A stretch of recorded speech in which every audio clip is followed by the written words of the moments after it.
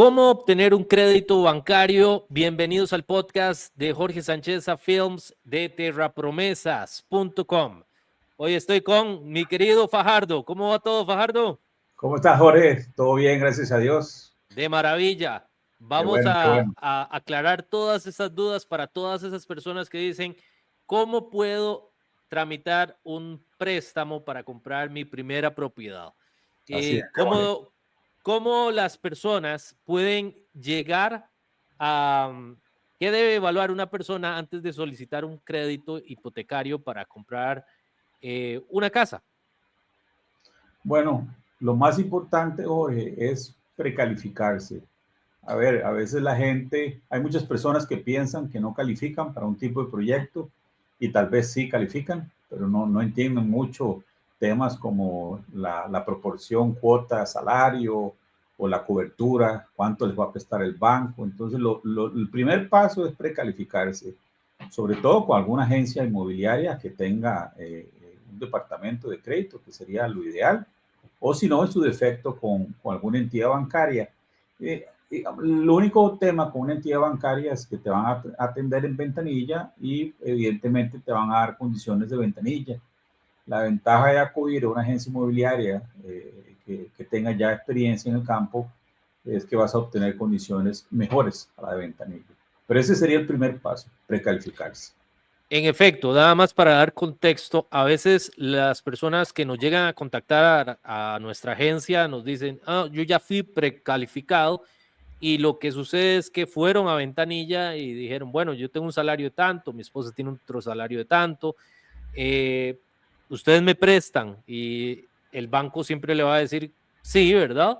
Y rápidamente para salir de la fila, y te van a decir, bueno, más o menos usted tiene una posibilidad de crédito de tanto, pero así como que hagan una identificación o una exploración intensa con respecto a cuánto está sujeto a crédito de una persona, no lo hacen en ventanilla.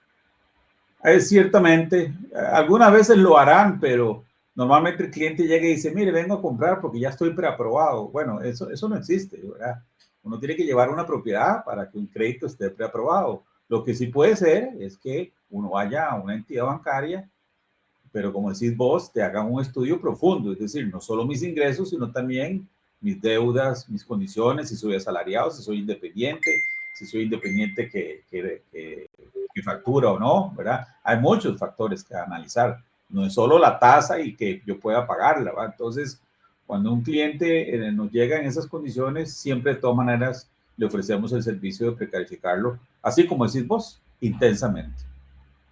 Ok, ¿cuáles son las mejores condiciones que puede tener una persona para estar sujeta a crédito? Bueno, evidentemente en este país los que llevan las de ganar son los asalariados. Inclusive en algunos bancos van a tener condiciones más favorables. Si particularmente en ese mismo banco también les rebajan el salario, probablemente les ofrezcan también algunas condiciones más favorables que de lo normal. O sea, el asalariado lleva las de ganar, en su defecto el independiente que factura, y algunos independientes que no están facturando, pues tendrían que iniciar su facturación, y eso sí, requisito básico para ese independiente informal, por decirlo de alguna manera, tiene que estar bancarizado, es decir, sus ingresos sí tienen que entrar por medio de cuenta bancaria. Ahí el que queda por fuera de esto es la persona que recibe el dinero en la mano. Aquí dice es que yo trabajo y me pagan cash en la mano y no hay forma de establecer si es cierto o no que tiene un negocio o que es un profesional pero informal. Entonces, ese sí quedaría en principio fuera de los préstamos bancarios. Entonces, una persona básicamente, digamos, si ya quiere comprar su propia casa y no es un asalariado, ¿qué otras maneras has encontrado que pueden encontrar una solución a eso? Bueno, no, si es formal, no hay problema. Si es informal, sí hay que hacer un trabajo, ¿verdad? Nuevamente, tiene que ser una oficina que cuente con el personal adecuado para darle seguimiento a ese cliente y ayudarlo a presentar el caso ante el banco. Eso tiene que, digamos, es que cuando digo una oficina preparada, es que lo normal en Costa Rica es que la gente reserva la propiedad y manda al cliente al banco. Aunque en el banco tenga un amigo o conozca a alguien, eso no es un buen seguimiento, es un seguimiento light, ¿verdad? Yo lo mando al banco y el banco me va a decir si lo probó o no. Bueno, es una forma de hacerlo y lo respeto, pero evidentemente si uno quiere darle un mejor servicio a ese cliente, y no solo un mejor servicio, al final que el crédito sea aprobado, sí hay que darle un seguimiento que normalmente lo ejecuta una persona de la oficina que se dedica prácticamente o solo a eso o prácticamente solo a eso. Si es una oficina pequeña, puede ser alguno de los propietarios, pero ya oficinas medianas en adelante, inmobiliarias, tienen que tener un oficial o más de crédito, ¿verdad? Eso es clave. Todas las desarrolladoras de este país, las grandes desarrolladoras, tienen oficiales de crédito. En realidad en Costa Rica, vamos a ver, sobre todo en clase media, estamos hablando de clase media, no vendemos propiedades, vendemos créditos. Más del 90% de las personas que quieren comprar una propiedad de clase media, y además es el volumen mayor en este país, necesitan de un crédito. Entonces, si no estás familiarizado con el procedimiento, sucede mucho. He oído en muchas agencias por cuenta propia que hay personas que inclusive logran vender 4 o 5 propiedades al mes y las 4 o 5 propiedades se les caen. Y es por el tema crediticio, y es una lástima, ¿verdad? Entonces, en eso sí hay que profesionalizar el servicio de crédito. Es clave para ser exitoso en el negocio inmobiliario. Ok. ¿Qué tan importante es la estabilidad laboral a la hora de pedir un préstamo? O sea, si una persona se pasa moviendo de un empleo a otro, ¿qué tan recomendado es eso? ¿O bajo qué condiciones vos decís, mira, si es antes de tantos meses, es mejor esperar para hacer todo el trámite si es un trabajo nuevo? Bueno, vamos a ver, sucede mucho ahora en Costa Rica, porque ahora hay mucho más compañías, pero vamos a ver, si el cambio de trabajo es para mejora y no duró más de 30 días sin trabajo, eso es una continuidad. Entonces no se toma como que haya como inestabilidad. Ese es un cambio laboral por crecimiento, entonces el banco no tiene ningún problema con ver estabilidad en ese comportamiento. El comportamiento que sí afecta y tiene que volver a establecer su trabajo por 6 meses o algunos hasta un año como mínimo, es el que yo estuve más de 30 días sin un ingreso salarial. Entonces ahí sí empiezo de cero nuevamente. Pero los que son para crecimiento o algunas compañías que estamos ahora que cambian la razón social o dividen los costos de los salarios en 2 compañías, siempre y cuando sea continuidad laboral, es decir, que no haya un periodo de espera mayor a 30 días, se toma como continuidad, entonces no hay problema, no afecta el poder adquirir un crédito. Ok, y hay a veces proyectos que son financiados directamente por los propietarios. ¿Qué tan común es esto? Sucede mucho, sobre todo en zonas rurales o en algunos proyectos, digamos, normalmente cuando esto sucede es porque probablemente hay algún impedimento para que las instituciones bancarias puedan intervenir o porque los avalúos no salieron tan bien como se esperaban, ¿verdad? Entonces, para mí que un propietario financie el proyecto, más bien es un red flag. Digo, ¿por qué no están los bancos involucrados? Porque vamos a ver, si el banco está conmigo, él está diciendo que todo está bien en ese proyecto, ¿verdad? Él es parte del que se va, de las entidades que se van a encargar de decirle al público, confíen en este proyecto, ¿verdad? Porque las compañías más exitosas y más grandes de Costa Rica tienen las mejores alianzas bancarias, ¿verdad? Si no fuera así, no podrían crecer. No estoy diciendo con esto que todo el que financie directo tenga problemas, no, no. Pero sí me parecería extraño que sea la única alternativa, que algunos decidan tomar el riesgo, además de los bancos, en financiar directamente. Bueno, ya es un tema personal porque quiere prestar plata. Pero si es la única forma de adquirir un proyecto, sí me parecería bastante extraño. ¿Qué tanto afectan las deudas previas de las personas a la hora de pedir un préstamo para una casa, una propiedad? Ok, en realidad si tiene capacidad de pago y nada, ¿verdad? O sea, puede tener todas las deudas que su salario o su ingreso independiente le permita. ¿verdad?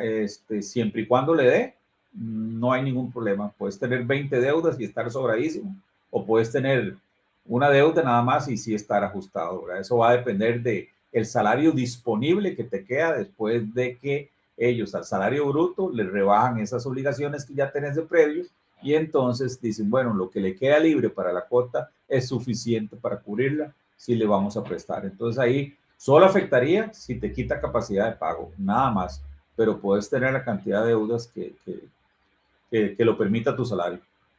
Ok, lo importante es como el porcentaje. Entonces, Ajá, si el porcentaje de deudas es muy alto, que los bancos tienen acceso a toda esa información, correcto. probablemente no te den el Exacto, crédito. digamos, hay coberturas, yo puedo comprometer mi salario dependiendo de entidades bancarias, pero el promedio es del 50 y algunas toman riesgo hasta del 70% de mi salario que puedo comprometer. Entonces también hay que tener relaciones con varios bancos, porque puede llegar un cliente que no califica en un banco, pero en el otro sí, ¿verdad? Entonces, hasta eso, por eso es que tenés que tener muy bien diseñado el proceso crediticio en tu agencia inmobiliaria para poder ofrecerle opciones al cliente según sus necesidades, ¿verdad? Porque no todos califican, los bancos tienen diferentes apetitos, es decir, a algunos bancos les gustan mucho los asalariados, otros del sector público, otros bancos les gustan mucho los profesionales independientes de cierto nivel, entonces hay que estar en contacto con la mayoría de bancos para poder ofrecerle de verdad al comprador, ¿verdad? Un buen portafolio de oportunidades, porque si no, corres el riesgo. Por eso, insisto, enviarle el cliente a un banco para que ellos resuelvan, es como que usted sea el cirujano y a la hora de que va a cortar para entrar, usted le pasa el cuchillo, no sé, a la enfermera y se va. Hey, usted va a depender entonces de otro que no está como, no sé. A mí es que me cuesta mucho esas cosas y por eso a veces hago estos comentarios, pero me cuesta entender que el ingreso mensual de una persona, su trabajo, dependa de un tercero, ¿verdad? A mí me cuesta mucho dejar que el control esté en otras manos, pero bueno, es parte de lo que uno debe hacer para asegurarse de que todas las transacciones o la mayoría, ¿verdad?, lleguen a su fin. Hay algunos proyectos que tienen porcentajes de reservas caídas de más de un 50%, ¿verdad? Y eso normalmente ocurre porque no hacen un buen estudio de clientes, empiezan con preventas pidiendo 500 o $1,000, que es muy bajo, y dicen, ya vendí todo el proyecto y a la hora de la hora, más de la mitad se cayeron porque no calificaban. Entonces, eso es pérdida de tiempo, me parece que es una pérdida de tiempo horrorosa, ¿verdad? Entonces, ¿para qué? ¿Verdad? Si con solo hacer un poco más de esfuerzo, puedes depurar ese trabajo mal hecho. ¿Puedes contarme un poco acerca del credibono? ¿Es lo mismo que el artículo 57? Háblame un poco acerca de eso. Ok, vamos a ver, no, el credibono, inclusive yo no sé por qué le pusieron credibono, eso ha llegado como a confundir a la gente, que en realidad no lo ha llegado a confundir con el bono de interés social. Esto es una ayuda a la clase media, es decir, yo te voy a dar un porcentaje según tus ingresos, ¿verdad? Para que entonces logres disminuir precisamente lo difícil que puede ser en este momento el pago de la cuota, o sobre todo la intención primaria fue eliminar la famosa prima que los ticos nunca tenemos porque nosotros de no ahorramos, hay que aceptarlo. Entonces, por ejemplo, el Credibono en este momento anda como de 4 millones y pico a 9,200 por ahí. Entonces, si yo gano 1,200,000 en mi salario bruto, ellos me van a dar un credibono de casi 8 millones de colones. Entonces, esos 8 millones se aplican al valor de la propiedad. Bueno, la palabra sí es bono, pero es un aporte que te da el Bambi con alguna entidad autorizada, que en nuestro caso la que usamos, que es nuestro gran aliado, es la MOCAP, la Mutual de Cartago, ¿verdad? Entonces, que me parece que son como los más rápidos en este proceso. Y entonces la diferencia se cubre con el crédito normal, ¿verdad? Solo que, digamos, si la casa estaba en 50 millones, pues ahora es como que estuviera en 42 millones. Entonces, claro, el crédito regular se va a calcular sobre ya los 42 millones y no sobre los 50 millones. Eso sí, hay que cumplir ciertos requisitos. ¿Como cuáles? Porque entiendo que algunos requisitos tienen que ver con el precio de la propiedad y otros requisitos tienen que ver con el salario que yo tengo. Así es. Bueno, sí, tenés toda la razón. Precio de la propiedad no puede superar 76.500.000 el avalúo, ¿verdad? Como $150.000 más o menos. Y salarios, bueno, el mínimo es muy bajo, 408.000. De por sí una persona con 408.000 no calificaría para un crédito, pero el máximo es 1.907.000. O sea, si ya ganas más de eso, en bruto, no calificas para crédito bono, no haber tenido un bono en los últimos 5 años, no tener otra propiedad a su nombre, porque se supone que es primera vivienda, aunque hay algunos casos donde algunas personas tienen el usufructo o un derecho menor, es decir, una propiedad pequeña está dividida entre 6 personas. Es mentira que esa persona van a hacer 6 casas en un lote de 160 metros. Entonces podría ser que el banco a nivel de comité diga, bueno, no, a pesar de que tiene una propiedad, un derecho, perdón, no la nuda propiedad, puede calificar. Pero básicamente esos son como los requisitos muy sencillos. Perdón. Con respecto a los evalúos, ¿verdad? Es muy curioso porque normalmente los bancos siempre van a querer seguridad y ganar, ¿verdad?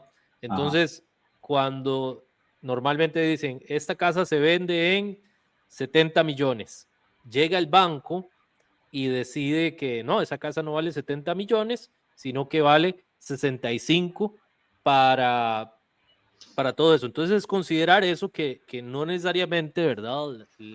El precio de venta es el mismo de los avalúos. ¿Me puedes contar un poco acerca de eso? Ok, bueno, ahí ahí hay que aclarar que uno de los temas importantes nuevamente es qué tipo de propiedades está un agente enlistando, ¿verdad? Probablemente si está dentro de un proyecto nuevo o reciente o condominal, los avalúos debido a la situación condominal, porque tienen un coeficiente de copropiedad, normalmente salen inclusive mejores. El tema normalmente se complica con casas de mercado secundario y sobre todo en residenciales abiertos y no en muy buen estado, porque los bancos no lo ven con muy buenos ojos y además en el caso de un no pago de la cuota y tengan que embargar la propiedad, de una propiedad en un lugar abierto está sujeta a que, y sucede constantemente, a que la desmantelen apenas se den cuenta que nadie vive, ¿verdad? Entonces ya el banco no solo pierde, no solo tiene que adjudicarse el bien, sino que además tiene que ver cómo lo repara y cómo lo arregla y cómo le mete un guarda. Entonces es complicado. Entonces, por naturaleza, los avalúos de torres de apartamentos o de condominios horizontales van a estar en mucho mejor situación que los de residenciales abiertos, ¿verdad? ¿Qué recomendaciones das para que una persona se prepare para un crédito bancario? Bueno, precisamente eso, estudiar muy bien su situación, tener los documentos a mano y apersonarse a una compañía que le pueda precalificar bien, ¿verdad?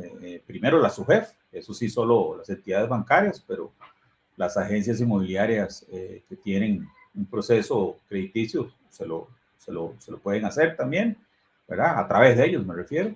Y ver la capacidad de pago, ¿verdad? Porque no solo es revisarse a nivel de SUGEF, sino que además ver precisamente la capacidad de pago y aunque le dé, yo siempre a los clientes les pregunto, dígame la cuota en la cual usted se siente cómodo, porque aunque a un cliente le dé o tenga un salario muy alto, tampoco se trata de endeudarlo hasta que no dé más, ¿verdad? Yo trato de utilizar una especie de franja salarial para que el cliente esté en el promedio que lo hace a él sentir cómodo y no llevármelo a un nivel mucho más alto, porque eso va a puede ocasionarle problemas inclusive en el futuro por cualquier cambio de tasa, ¿verdad? Que se dé en el futuro.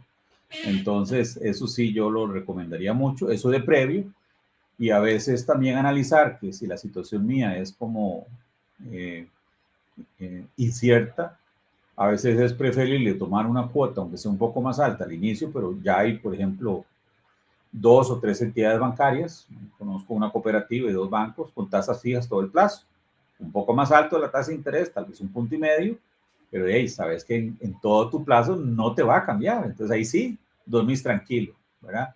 Si estás ajustado, si sos una persona que sí tiene un salario que va a quedar bastante sobrado, le puede tomar cualquier tipo de crédito, inclusive cada cierto tiempo él puede valorar cómo está la situación de mercado, inclusive vender su hipoteca y pedirle a un banco que le dé mejores condiciones, que los bancos tienen esa tendencia de andar buscando clientes que ya están con hipotecas y ofrecerles mejores condiciones, porque el banco ve muy bien que esa persona haya podido pagar, qué sé yo, durante 3, 4 años, muy bien el crédito, y tú dices, bueno, me lo voy a llevar y le voy a ofrecer una mejor condición, como hacen con las compras de saldo de tarjeta. Dicen, bueno, este está con el 30 o 40%, yo le voy a ofrecer el 25% para que se venga para mi banco. Esa es una recomendación que yo doy, que cada 2 o 3 años las personas revisen su crédito, vean el mercado, ¿verdad? Vayan a una expo y analicen si están bien como están o si se sentirían mejor cambiando. Bueno, eso para que se suscriban al canal, ¿verdad?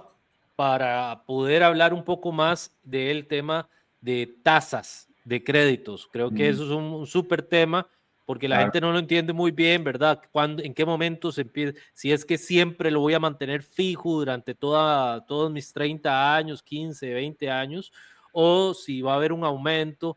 Creo que eso es todo un súper tema. Yo creo Así que es. para que se suscriban al canal y que estén atentos de los siguientes episodios para que estén informados a la hora de comprar la casa. Ahora, ¿cuánto puede tardar desde el momento que deciden comprar una casa, hacer todo el trámite y, y finalmente que me entreguen la casa? Bueno, digamos, si es con crédito, obviamente, ya sea casa terminada por construir, el proceso va a ir a la par del banco, es decir, puede tomar de un mes, digamos, a 3 meses, que va a depender de entidades nuevamente, estamos hablando de ejemplos de casas de clase media, donde todo es mucho más rápido, porque los tamaños, tanto de los créditos como de la casa, son manejables, ¿verdad? Entonces yo diría que un crédito de una casa terminada puede tomar máximo un mes y medio, y de una casa a construir igual, solo que el crédito sale, pero luego viene un proceso de fiscalización por parte del banco mientras se construye la casa y se entrega unos 2 o 3 meses después de iniciada la obra. Ahora, entonces, para darles algunas recomendaciones a las personas, ¿cómo es el proceso normal de hacer de evaluar si es una agencia inmobiliaria que me va a ayudar en el proceso o si me va a dejar solo? Quiero hacer un breve resumen, ¿verdad? Usted tal vez va a contactar a esta agencia inmobiliaria o al corredor de bienes raíces y esta persona lo va a recomendar, le va a dar la información, también le va a pedir un infocrédito, ¿verdad? Eso es como le llamamos una hojita de infocrédito, donde usted anota sus deudas, sus ingresos, todo, para que así el agente inmobiliario le pueda decir si usted está sujeto o no para hacer todo el trámite bancario. Si esa persona, la gente le dice, sí, la verdad es que usted tiene buen salario, además no tiene tanto porcentaje de deudas, venga y vea la propiedad, lo ven la propiedad, hacen el amarre, como le llamamos, ¿verdad? Que puede andar entre los 500,000 colones, 1,000,000 de colones aproximadamente, y ya luego se hace el trámite formal con el banco para ver si la persona está completamente, y hacer todo el trámite de préstamo. Si la persona definitivamente no cumple con ese proceso, se le puede devolver el amarre que hizo de los 500 a 1,000,000 de colones. ¿Es así el proceso, Fajardo? Bueno, sí, el tema de la devolución, nuevamente, insisto, en la mayoría de proyectos así es, si el crédito no sale, se devuelve el dinero. En temas de mercado secundario, tendría que estar establecido en el contrato, porque hay algunos propietarios de casas independientes, puede ser que digan, no, no, yo le firmo la opción, pero si el crédito no sale, no se la devuelvo, ¿verdad? Entonces, eso sí hay que asegurarse que esté incluido en el contrato, ¿verdad? Que en caso que el crédito no sea aprobado, la reserva es devolutiva. Obviamente aquí hablamos de reservas bajas porque estamos hablando de un tipo de crédito en clase media donde la mayoría de personas andan buscando además que ese 100% salga financiado, que obviamente con el credibono se obtiene, la finalidad es esa, financien el 100%, ¿verdad? Igual hay otras maneras de hacerlo también, entonces es evidente que eso lo van a encontrar mucho nuevamente en proyectos, ¿verdad? No necesariamente tiene que ser el desarrollador del proyecto, puede ser casas que estén en reventa en el proyecto o proyectos de lotes donde hay constructores que están ofreciendo sus casas. Pero lo donde sí es difícil encontrar eso es el mercado secundario, repito, de residenciales, que además sabemos ya que enlistar casas de mercado secundario a veces es complejo porque el dueño quiere mucho más dinero de lo que es. No, lo que sucede es que cuando ven un proyecto nuevo, actualizan el precio y le digo, pero ¿cómo voy a pagar por una casa usada si con ese mismo precio me compro una nueva? O sea, parece chiste, pero es real. Sí, entonces parece chiste. Hay proyectos que yo participé hace 10 años, ¿verdad? Y me da risa ver que están cobrando lo mismo que las casas que estamos vendiendo nuevas, ¿verdad? Entonces yo digo, bueno, todo el mundo tiene derecho a pedir lo que quiere, pero un buen asesor también tiene que precisamente guiar muy bien a ese propietario que quiere vender y decirle, pero mire, ¿por qué alguien va a comprar una casa usada usted cuando puede conseguir una nueva con el mismo precio, ¿verdad? No, digamos, eso a puro sentido común, a mí no me suena como un buen negocio para ese comprador.